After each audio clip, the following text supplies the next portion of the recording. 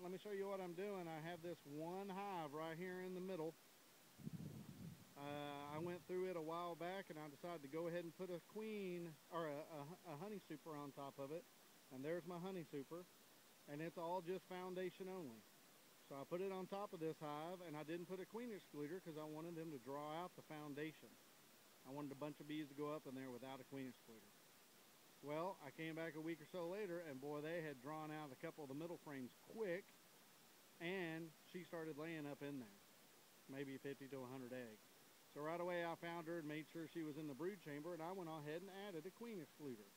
I thought, well, I'll just let those babies hatch here in 21 days or so, 15 to 18 probably days. I'll go ahead and just let those hatch, and they'll go ahead and use that honey super the way they're supposed to be using it. Well, sure enough, I came back out here today on this nice cloudy rainy day almost, and they were raising queens inside this honey super. At least one good sized queen and another decent sized one. And I said, man, now what am I going to do?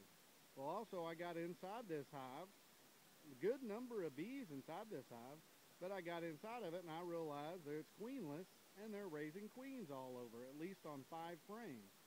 So I went and grabbed me some nucs, and I put a frame in the middle of each nuc with queen cells on it, and I actually had a couple extra queen cells, so I went ahead and put them in there to guarantee. And I went ahead and put some drawn out frames in there, and you'll see some of them are kind of short on frames. I got some extra here to throw in there to fill up the gap.